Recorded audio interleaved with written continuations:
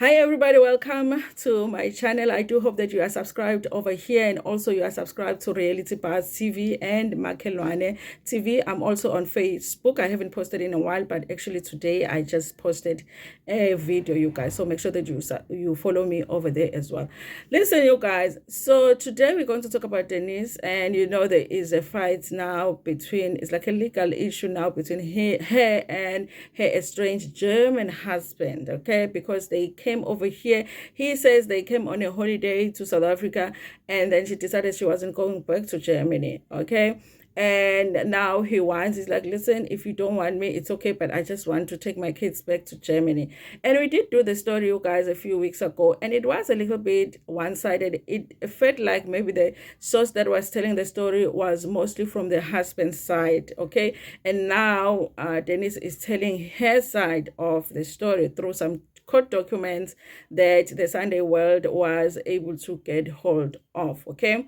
Now, you guys, I remember when I was doing this article, when I was doing the story a few weeks ago, I even said, listen, I don't know, because I feel for the husband a little bit, because if he thought he was coming on a holiday and then having to go back home now without the kids, that is something that feels like a betrayal. But now that I'm listening or reading about Denise's side of the story, I'm like, listen, okay, sis, we were not understanding you, but maybe you need a little bit of our support here. Someone had come into my comment section in the last video that I did that had some legal knowledge, and they said, listen, it's gonna be hard for Denise to keep those kids, because if she did actually remove them illegally from Germany, chances are they will be taken away from her and they will be taken back to Germany to their father. So I was worried about her. But let's listen to this story, you guys, because now she is telling her side of the story. Listen, you guys, before we start,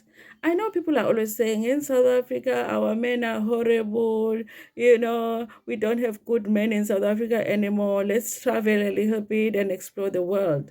And they always say that German men are so romantic and German men love their chocolate wives and all of that. You guys, listen, there's nothing worse than having to cry tears in a foreign country and having to cry in a foreign language, okay? I'm staying here in South Africa because I would rather cry my familiar tears in a familiar environment than cry in a foreign language at a foreign country, okay?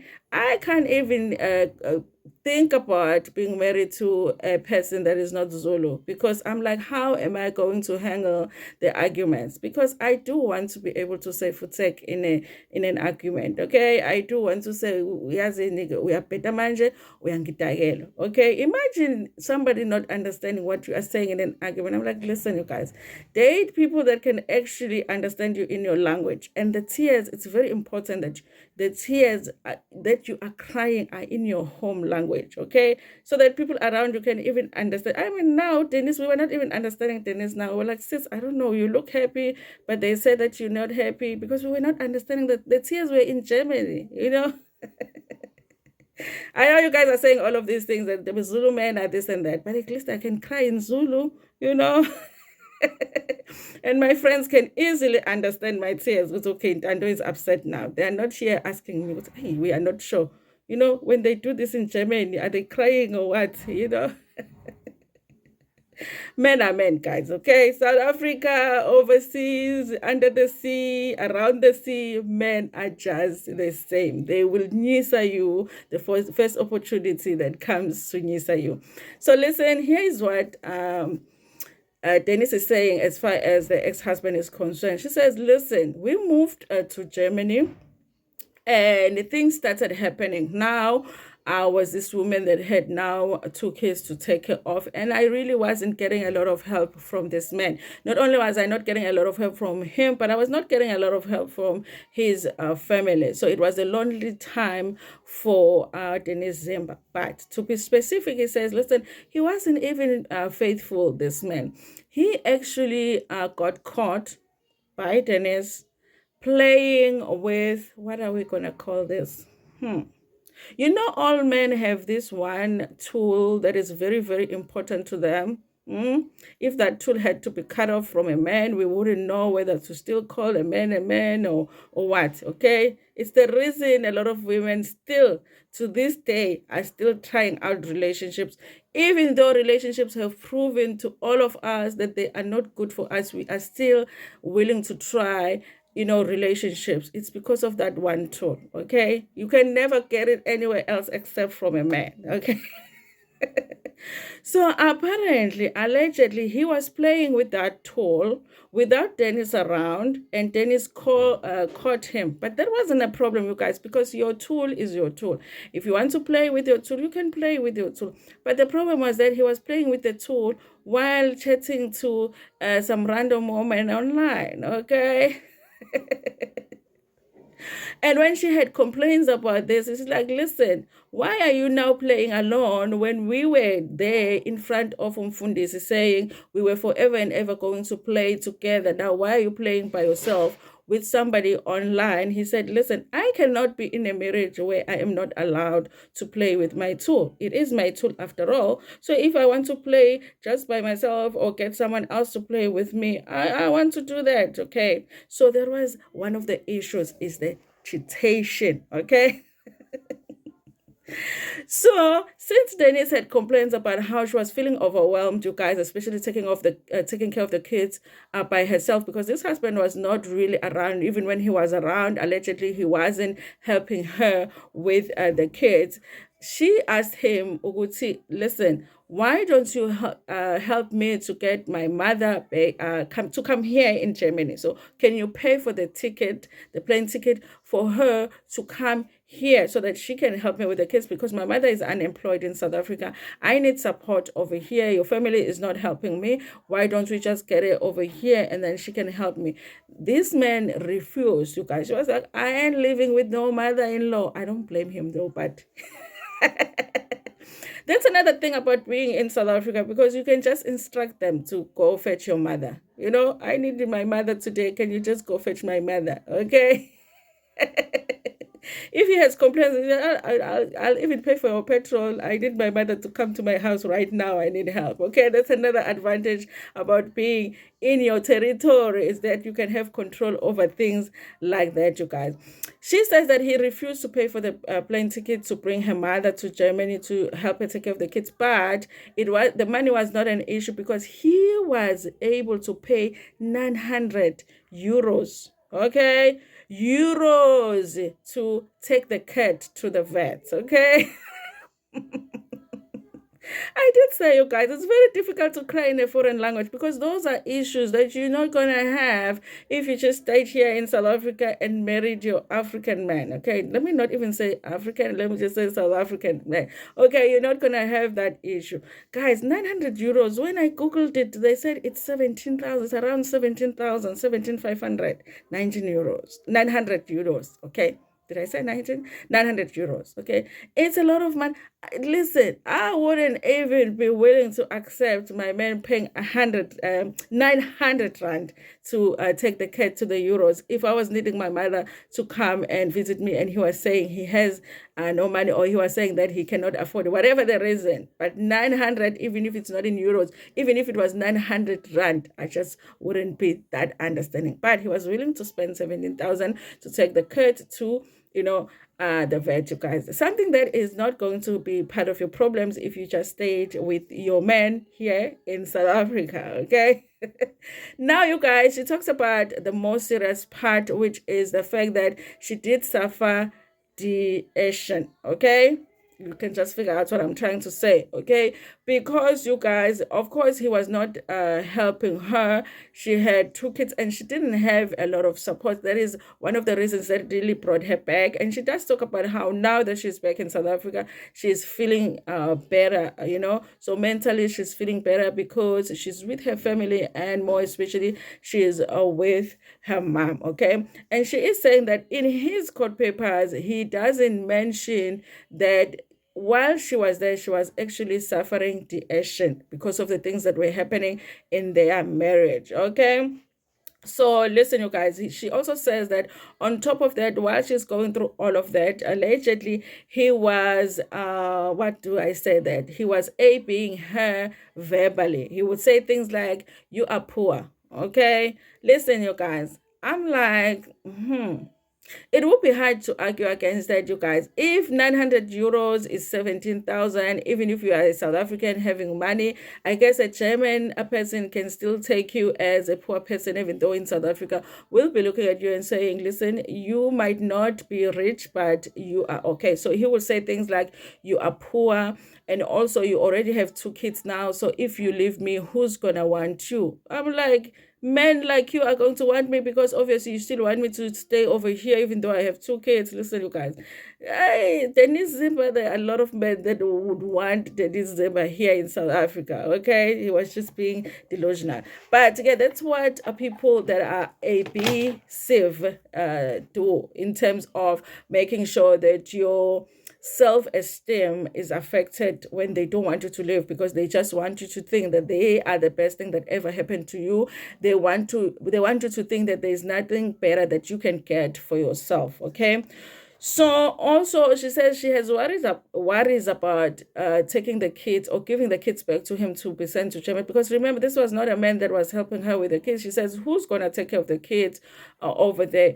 Also, because of her experience with the verbal being from him, she feels like the children might end up experiencing the same physically and psychologically. So she does not feel like it would be the best place for the kids to be with their father. It's better that they stay with her. She also says that, you guys, when it comes to the family, when they were asking for help in terms of, maybe just the babysitting here and there from family members, that family was really busy hiking.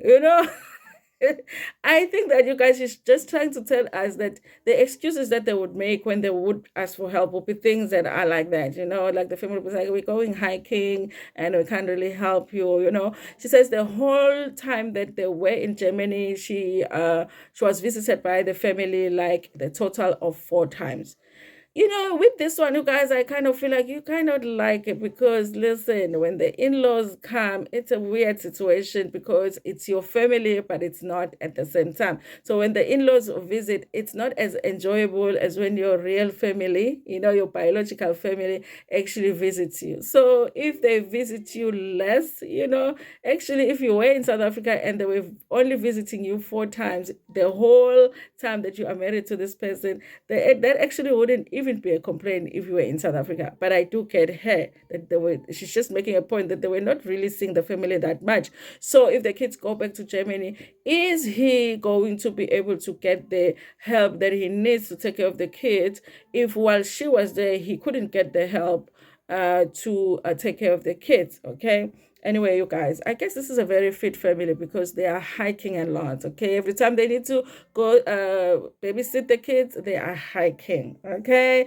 Also, she says that the thing is, she had moved to Germany temporarily. Okay, I need to go check on this one, you guys, because I think I kind of remember her quitting all of her jobs because she was now going to go live in Germany. Okay, and our understanding is that she was going to live in Germany forever and ever and happily ever after, and the tears were never gonna come. Okay, but she says no, it wasn't that way. It was actually a temporary arrangement for them to go to Germany. To prove that, she says that in Germany, they lived in a property that they were renting. They didn't own a house. Okay, they were renting the property, and the lease is about to end. In fact, they would have had to look for another place or maybe renew the lease. That's how much they were not intending to stay in Germany permanently. Okay, she says to prove that their intentions had always been to live in South Africa, and the proof of that is them purchasing a house in Cape Town. She says they have a house